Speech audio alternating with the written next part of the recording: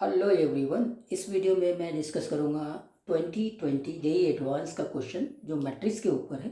Specially matrix का जो adjoint of matrix की प्रॉपर्टीज़ है उससे रिलेटेड प्रॉब्लम्स है। मतलब वो सब मैट्रिक्स की जो एडजॉइंट ऑफ मैट्रिक्स की प्रॉपर्टीज़ अगर आपको प्रॉपरली याद है, थोड़ा बहुत भी कन्फ्यूज़न नहीं है, तब तो ये क्वेश्चन आसान हो जाएगा। अदरवाइज यही क्वेश्चन बहुत डिफ़िकल्ट हो जाएगा। तो ये आया है जेईई एडवांस 2020 में। क्वेश्चन क्या बोलता है, let M be a 3x3 invertible matrix with real entries and let I denotes 3x3 identity matrix.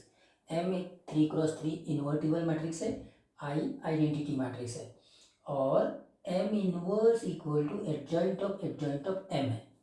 Then which of the following statements are always true. पहला ऑप्शन है एम इक्वल टू आई, दूसरा है determinant of M equal to 1, तीसरा है M square equal to I, और चौथा है adjoint of M square equal to I. तो देखो, ऑप्शन देखने के बाद में कोई कन्फ्यूज़न आता है। ये क्वेश्चंस में कैसे आपको पहले ऑप्शंस में कन्फ्यूज़ किया है मैं वो बताता हूँ।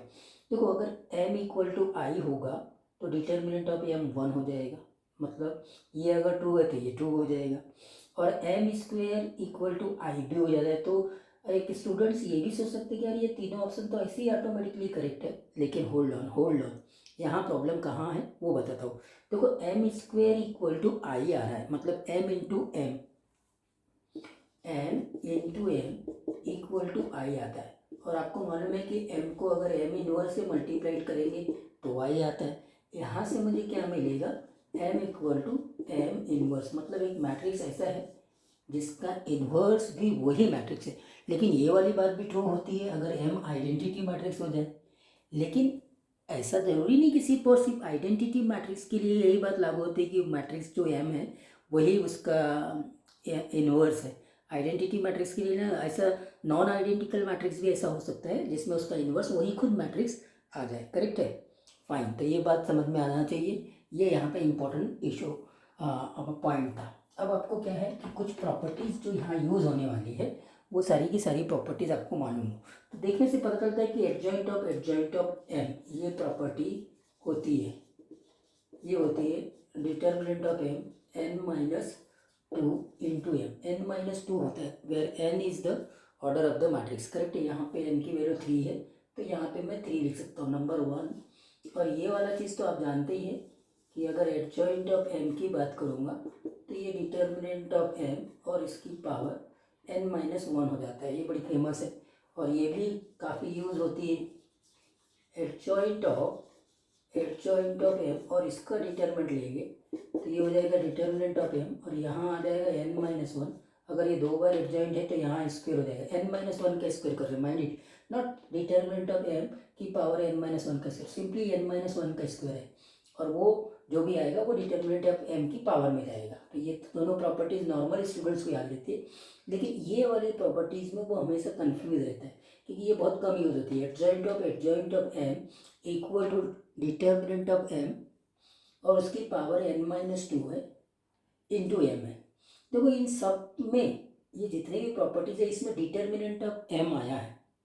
हाँ, तो यहाँ पे भी डिटर्मिनेंट ऑफ एम की बात कर रहा है, तो डिटर्मिनेंट ऑफ एम, अब यहाँ पे एम इनवर्स है तो एम इनवर्स का डिटर्मिनेंट हो जाएगा ये, यानी जो भी पावर रहता है ना डिटर्मिनेंट के ऊपर आ जाता है, तो इसको तो आप 1 अपॉन डिटर्मिनेंट ऑफ एम लिख सकते हैं। और एडजॉइंट भी कहीं ना कहीं यूज हुआ है, तो एडजॉइंट ऑफ कोई भी मैट्रिक्स एक्चुअली में इनवर्स निकालते हैं ना अपन एडजॉइंट मेथड से, एम इनवर्स इक्वल टू क्या होता है, adjoint of M determinant of M. तो यहाँ से आप एडजॉइंट ऑफ एम लिख सकते हैं determinant of M into M inverse.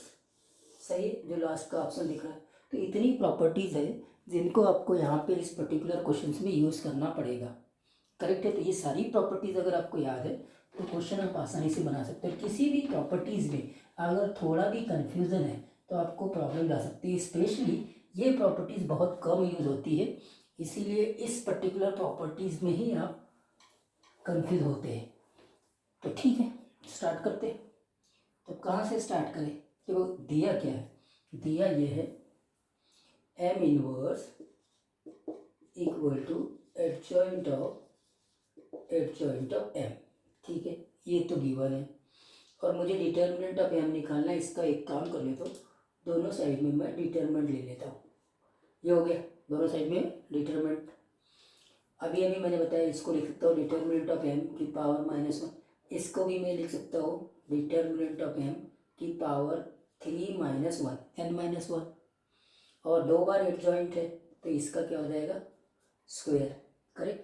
तो ये हो गया 1 डिटर्मिनेंट ऑफ एम और ये हो जाएगा डिटर्मिनेंट ऑफ एम की पावर 4। 3 - 1 2 होते हैं, 2 का स्क्वायर 4। तो यहाँ से मुझे मिल गया डिटर्मिनेंट ऑफ एम की पावर 5 इक्वल टू 1, मतलब determinant of M equal to 1। ये बात को ध्यान रखेंगे कि डिटर्मिनेंट ऑफ एम 1 आ गया, ये ऑप्शन तो वेरीफाइड हो गया। ठीक है, प्रॉपर्टीज हमने लगा दी। अब डिटर्मिनेंट ऑफ एम पहले हमारा निकल गया, तो अब जितनी भी प्रॉपर्टीज है ना उसमें सब में डिटर्मिनेंट ऑफ एम आता है, अभी मैंने आपको बताया था। तो कौन सा चीज़ को देखें, अच्छा एक काम करते हैं, इसको यूज़ करते हैं। एडजॉइंट ऑफ एम ये होता है determinant of M n-2 into M, n order होता है, तो ये तो इस बार 3 है। करेक्ट। और डिटर्मिनेंट ऑफ एम 1 आ चुका है, तो ये पूरा 1 हो गया, तो फाइनली ये तो एम आ गया। करेक्ट। एडजॉइंट ऑफ एम ये एम आ गया, और adjoint of M M inverse है, तो M inverse equal to M भी आ गया। एम इनवर्स जैसा मैंने बताया था कि अगर एम इनवर्स के इक्वल है तो M square equal to I तो होना ही है। करेक्ट है, क्योंकि दोनों को मल्टीप्लाइड करेंगे तो आई आता है, और एम इनवर्स को मैं रिप्लेस कर दूंगा एम से।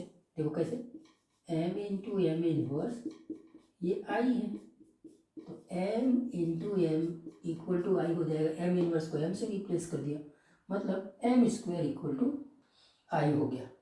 दूसरा ऑप्शन भी इजीली वेरीफाइड हो गया। और यहाँ से ये भी बात मैंने बोला कि m इक्वल टू आई आने का हमारे पास में कोई चांस अभी दिखाई नहीं देता, क्योंकि कोई भी एंट्रीज यहाँ पे एलिमेंट्स मैट्रिक्स m की कोई भी एंट्रीज हमको पता नहीं है, तो हम ये नहीं बोल सकते। तो ये दोनों तो श्योरली हो गए हैं कि डिटर्मिनेंट ऑफ m 1 होगा और एम स्क्वायर इक्वल टू आई होगा। और अभी एडजॉइंट ऑफ m की बात करते हैं, तो एडजॉइंट ऑफ m की प्रॉपर्टीज़ भी मैंने अभी आपको बताई थी। कि पहले तो एडजॉइंट ऑफ m क्या है, एडजॉइंट ऑफ m ये होता है determinant of m into M inverse, और m डिटर्मिनेंट ऑफ m 1 है तो ये m इनवर्स हो गया, और m इनवर्स m के बराबर है। तो आपको ये बात समझ में आएगी कि एडजॉइंट ऑफ m भी m के बराबर है, तो इसीलिए एडजॉइंट ऑफ m का स्क्वायर ये m स्क्वायर के बराबर होगा। और m स्क्वायर अभी अभी मैंने बताया था कि ये i के इक्वल है। करेक्ट है, तो यहाँ से ये बात भी शुरू होगी, प्रूफ होगी कि एडजॉइंट ऑफ m का स्क्वायर करेंगे तो वो भी आई आ जाएगा। ठीक है।